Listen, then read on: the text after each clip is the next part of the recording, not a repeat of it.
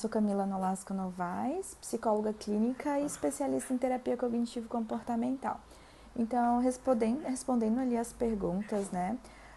Quais foram os problemas que a quarentena trouxe para a maioria dos seus pacientes? No início da pandemia, eu percebia muitas incertezas, inseguranças, aumento do nível de ansiedade, medo de como as coisas ficariam, né? Medo de perder alguns familiares. É muito individual essa questão. Hoje eu trabalho com os transtornos de humor, bipolaridade e depressão. Então, entre eles, eu percebi conflitos familiares também acontecendo, né? Teve alguns conflitos entre casais, a adaptação com os filhos nas escolas. Mas eu percebo que hoje isso está mais tranquilo comparado ao início da pandemia, né? O que eu indico para as pessoas que talvez estejam passando por isso? Aquelas pessoas que já fizeram um tratamento, que busquem continuar, né? Talvez voltar a fazer o tratamento se alguns sintomas, né, voltarem com intensidade maior, ou de ansiedade ou de depressão. Talvez continuar fazendo a terapia, o tratamento medicamentoso. Nesse momento seria o mais indicado. Cada caso precisa ser avaliado de uma maneira individual, então tem que olhar o que é a demanda daquela pessoa, o que aquela pessoa tinha antes da pandemia ou o que gerou pós-pandemia, né? Tem que avaliar se tem luto ali. Então, eu acho que é uma demanda individual, mas não deixar de buscar ajuda. Os meus atendimentos, eles estão sendo... eu tentei dividir, né, o período. Alguns pacientes que têm dificuldade no atendimento online, eu voltei a atender presencial, mas no início eu atendia só online. Hoje eu atendo online e presencial usando algumas ferramentas que a gente tem. A questão do atendimento online era algo que eu já fazia antes da pandemia, não talvez com a quantidade, né, de demanda que eu tenho hoje, mas isso já acontecia. Os pacientes aderiram bem à demanda do atendimento online, tanto que alguns não querem voltar, né, para o atendimento presencial. Então, eu atendo 2 dias online e 3 dias presenciais. Se eu percebo a necessidade em aumentar a minha carga horária hoje de atendimento, não.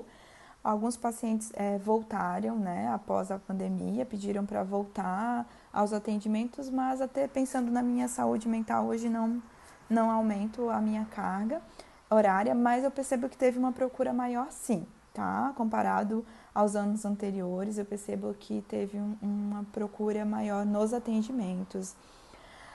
Quais são os impactos que o período da quarentena pode trazer ao longo prazo, pensando nas questões psicológicas?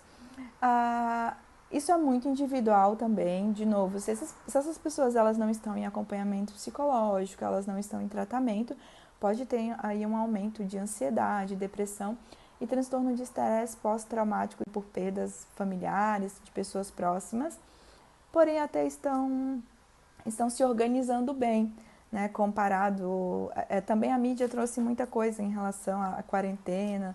Aos poucos as pessoas foram entendendo que isso não era de uma forma individual, era de uma maneira coletiva.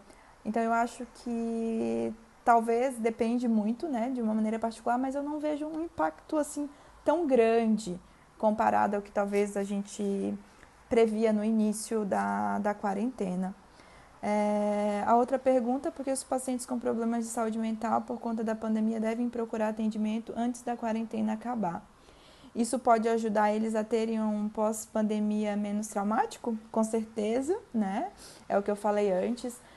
Sugerir ali que essas pessoas procurem ajuda, procurem o seu terapeuta, se não for com esse terapeuta ou psiquiatra. É importante.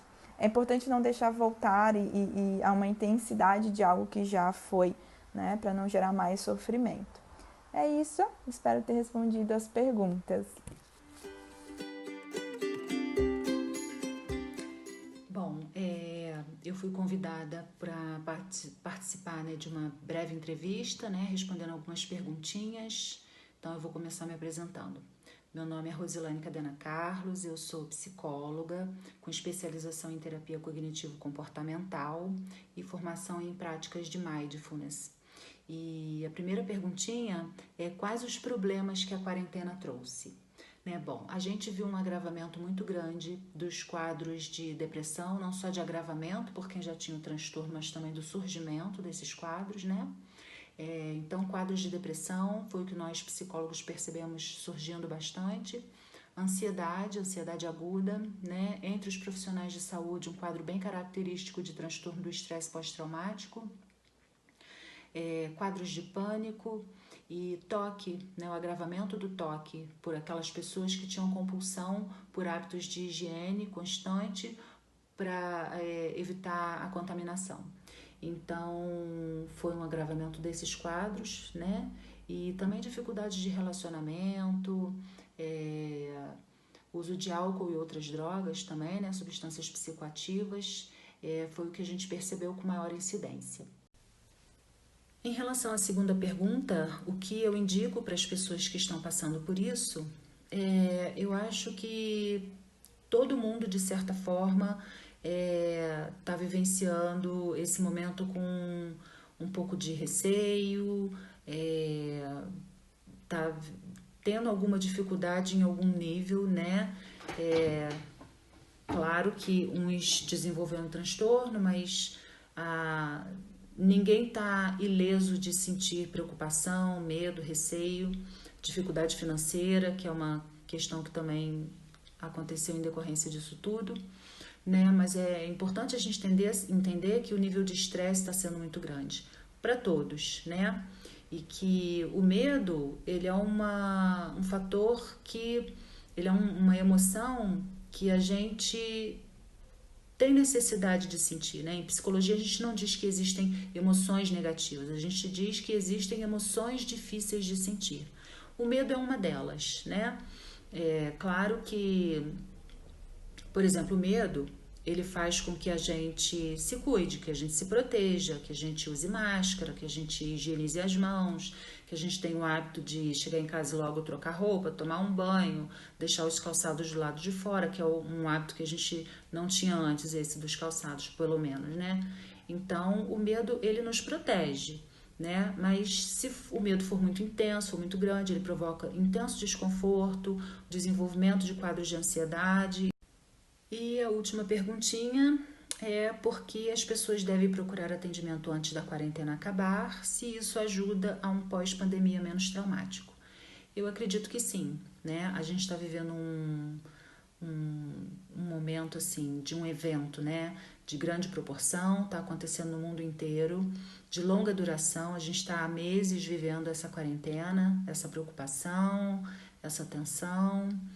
E é um evento incontrolável e de certa forma novo, né? Porque a nossa geração nunca vivenciou uma pandemia, né? Então, eu acho que as pessoas devem sim procurar ajuda no caso de desconforto emocional, de dor emocional, mas também aquelas pessoas que querem se autoconhecer, né? Desenvolver novas metas,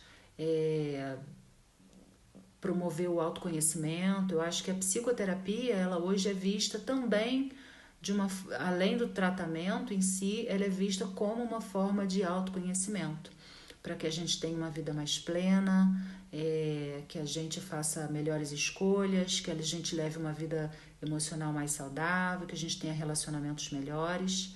Então, eu acho que ajuda muito sim e vai ajudar no pós-pandemia também, tá? Então, quem quiser, quem sentir essa necessidade, eu acho que deve sim buscar ajuda, tá? Para esse momento e para o depois. Então é isso, eu espero que eu tenha contribuído um pouquinho, né? Ficaram aí algumas dicas e não deixem de buscar ou sugerir ajuda quando necessário, tá bom? Uma boa noite a todos.